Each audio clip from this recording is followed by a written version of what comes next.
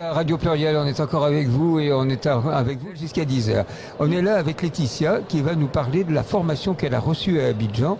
Bonjour. Et c'est une émission qui est faite régulièrement par Juvenal Noël, qui n'a pas pu venir aujourd'hui et qui m'a demandé de le remplacer. Donc j'ai accepté parce que je connais bien ces questions que nous avons traitées avec toi, Laetitia. Ça y est, on se tutoie. D'accord. Allez, on va se tutoyer. En tout cas, merci d'être venue avec nous, Laetitia, parce que Laetitia, tu es venue ici comme pour la première fois avec une association qui s'appelle Reporters Solidaires. Alors, raconte-nous déjà, qu'est-ce que c'est que Reporters Solidaires et qu'est-ce que vous faites ici au Mondial des métiers? Alors, Reporters Solidaires, c'est une association que j'ai intégrée il n'y a pas longtemps. J'ai découvert des personnes formidables, des journalistes qui sont dévoués à la cause. On les appelle des fois papa et maman. Exactement. Christine. Christine Cogna. Alors, il y a plein d'autres. Il y en a plein d'autres. Vraiment. C'est toute une association. C'est toute une association multiculturelle qui vient de partout. Et comme le nom l'indique, Reporters Solidaires. Donc, c'est des reporters du monde qui se mettent ensemble et qui essaient de donner un sens à la formation journalistique à travers le monde, notamment en Afrique, là où on a encore des situations pénibles et des journalistes persécutés et qu'il faut donner de la voix pour faire entendre la liberté d'expression. Voilà, donc Reporters Solidaires est à Lyon et j'ai connu cette association de bouche à oreille par un ami qui m'a dit t'es journaliste, tu viens d'arriver à Lyon, écoute, c'est pour toi. Voilà, c'est pour toi. Moi je te dis vas-y, tape à la porte et puis vois un peu ce qu'ils font et puis si ça t'intéresse, tu t'intègres, tu restes et puis tu essaies d'apporter ta participation, ton aide. Donc c'est ce que j'ai fait. Donc coucou à Madame Christine Cogna encore pour le travail formidable qu'elle a là-bas au sein de Reporters Solidaires et à mon amie Aïssata Kamara aussi, une jeune Guinéenne qui transmet aussi son savoir ici à des jeunes à l'université de Lyon. Voilà, donc c'est parfait, c'est très intéressant tout ça. Alors il faudra qu'on reparle parce que régulièrement, Christine, je fais partie aussi de l'association Reporters Solidaires. Oui. On est quelques-uns comme ça à faire de la radio et à être dans Reporters Solidaires. Oui. Ils font un très joli travail dans le cadre d'un financement qui a été donné par l'Europe et qui est un financement qui est traité par un groupement d'intérêt public qui s'appelle Resacop. Et dans ce groupement d'intérêt public, qui fait tout un travail pour favoriser le lien entre ce qui se passe aujourd'hui, le travail en Afrique aujourd'hui, et puis le travail qui se fait en France. Et donc tout cela, ça explique en partie aussi pourquoi nous sommes ici et pourquoi nous sommes en direct à Radio Pluriel, parce que nous avons pu, avec le travail que nous faisons avec Resacop, nous payer ce matériel que nous utilisons maintenant aujourd'hui et qui nous permet d'être en direct du Mondial des métiers. Vous voyez, donc il y a tout un lien entre Resacop, le travail qui est fait avec l'Union européenne, et puis ce que nous faisons aujourd'hui avec ce direct, avec l'association à Rome qui organise pour la dernière fois cette année le Mondial des métiers. Donc tout ça est très lié.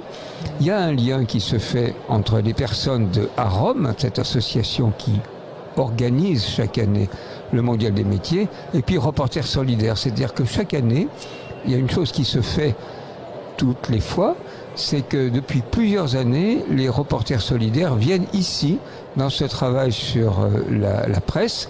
Et qu'est-ce que vous faites ici quand les jeunes viennent, que tu fais aussi cette année, Laetitia? Oui, alors cette année, j'ai le plaisir de parler de mon travail, de mon métier, qui est le journalisme. Donc en général, donc on va pas sectoriser, on va parler du journal, du métier de médias. Donc les jeunes ici, qu'est-ce qu'ils nous demandent? Comment ça se passe? Comment on peut devenir journaliste? Alors la première question qui les interpelle, c'est le combien studio, on gagne en fait. Ça aussi c'est venu en effet. Je l'ai eu celle-là, mais c'est plutôt le matériel qui les interpelle. C'est le matériel qu'ils voient des micros, ils nous voient Radio Pluriel. Donc je leur explique que c'est typiquement un studio radio. Donc comme ils entendent la voix, c'est pareil. Au studio il y a la régie qui est gérée par l'ingénieur, par le réalisateur, et il y a le plateau radio par les animateurs ou les journalistes avec des micros et des casques. Voilà, donc il y a cette question, il y a aussi le salaire qui revient, donc oui, l'aspect pécuniaire de la chose. Et on leur explique que tout le monde ne devient pas Coé, parce que du coup ils prennent exemple. Oui, ils veulent tous être Coé. Exactement. Ou qui parlent de Cyril Hanouna, ou voilà. Donc tout le monde pourra ils pas ont leur, star. ils ont leur star. Exactement. Donc c'est pas forcément tout à fait les mêmes stars que ce que nous avons ici on à Radio Pluriel. On a des étoiles dans leurs yeux.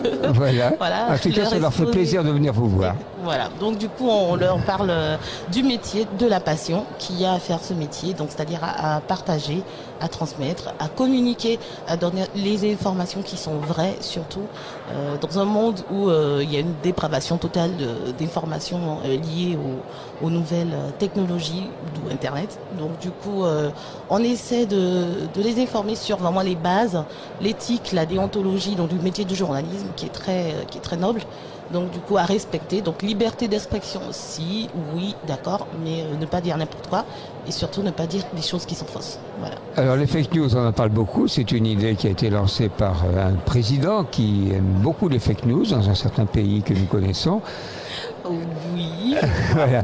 Mais comme on n'est pas là pour faire de la politique, eh bien, on peut dire que des fake news, eh bien, il y a beaucoup de choses qui se passent à travers les réseaux sociaux et que le métier de journaliste, le travail que vous faites et que vous avez appris à Abidjan et que vous faites.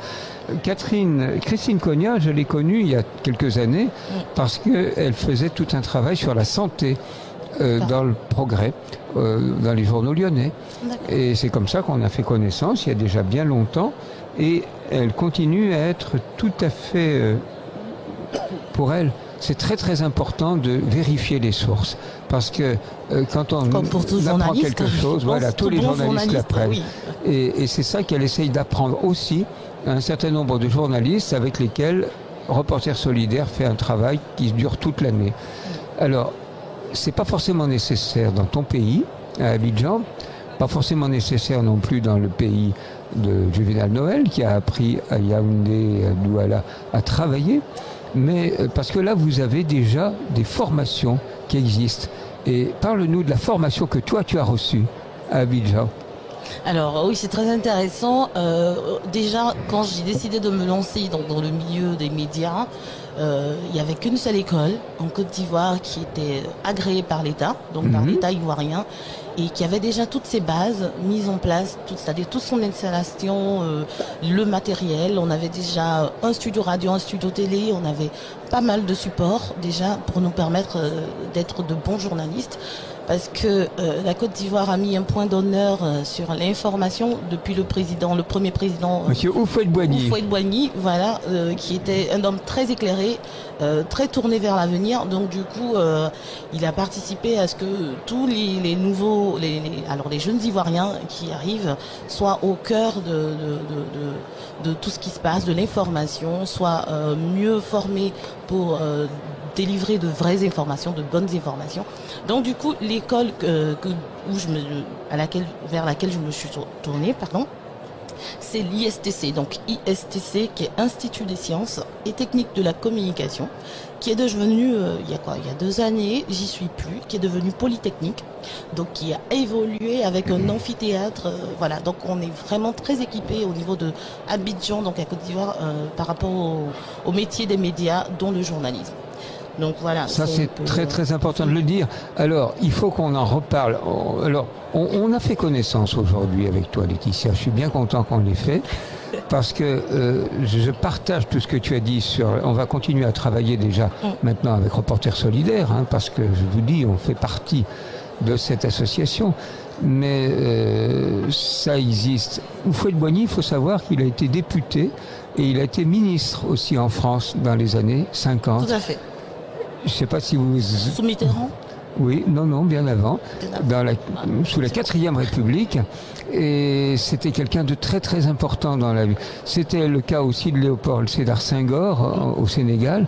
Et donc il y a un certain nombre de pays, le Sénégal, le Cameroun encore aujourd'hui, et votre pays, qui sont déjà très sensibles à la nécessité d'avoir de bons journalistes qui travaillent bien.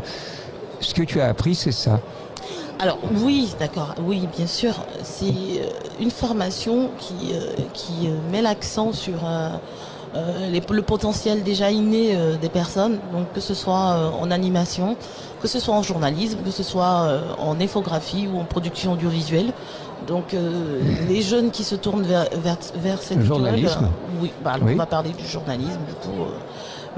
Les jeunes qui se tournent vers le journalisme viennent déjà avec des idées préconçues du métier. Donc, un peu comme ceux qui viennent vous voir ici.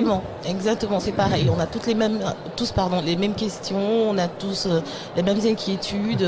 Est-ce que si on en dit trop, est-ce que si on s'intéresse à la politique, est-ce qu'on risque de se faire lyncher ou faire Parce qu'il faut savoir que votre pays est un pays qui a connu beaucoup de grandes difficultés dans les derniers mois. Exactement. Les dernières années, depuis la mort, donc feu de Boigny, notre pays a connu beaucoup de bouleversements politiques, donc de crises qu'on appelle inter-tribus. Donc il y a eu beaucoup de soucis avec la Côte d'Ivoire, mais bon, on croise toujours les doigts que cela est en train d'être réglé. Je me souviens comme ça de la crise post-électorale de 2012, où j'étais, je crois, en deuxième année de journalisme. Et on avait cessé les cours, donc du coup on avait quitté la cité universitaire, on était rentré chez soi. Et il y a eu des bombardements, donc il y a eu plein de bombardements, la guerre, c'était la guerre, il y avait plein de choses. Et moi, je découvrais des informations qui n'étaient pas tout à fait celles qui étaient relayées par des journalistes. Alors vous avez vérifié? Alors, vérifier, j'étais déjà j'étais au cœur de l'action. Donc vous saviez déjà beaucoup de choses. Oui, quand j'ai allumé la télé, j'entendais des choses, je voyais des choses, les nombres, les chiffres n'étaient pas exacts, c'était pas des situations qui étaient exactes. Je me suis dit, mais alors, il y a quelque chose qui va pas. Qu'est-ce qui se passe? Comment vous saviez les choses? Vous écoutiez RFI?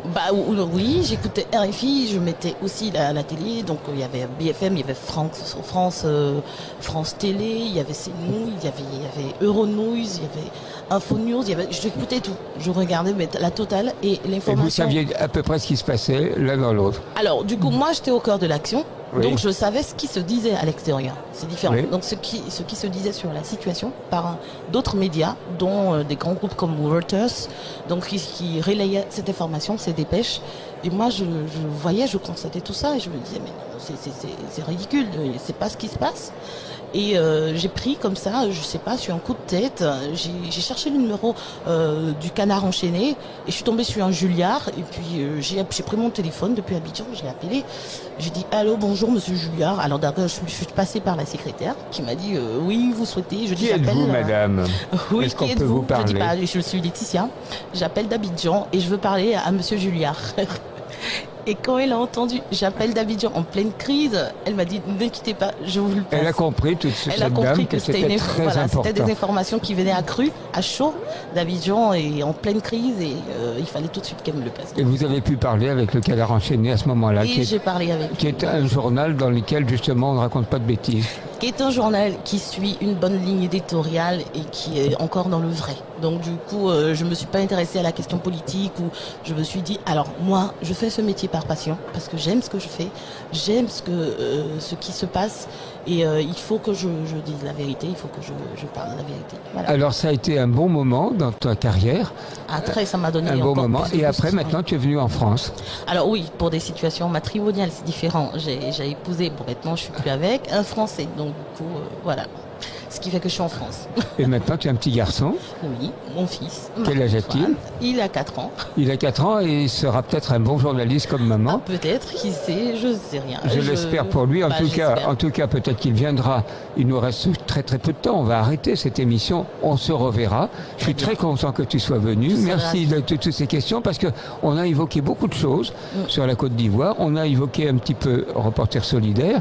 Et maintenant, on va se quitter et on se reverra. Merci beaucoup. Je serai ravie. Au revoir. Merci.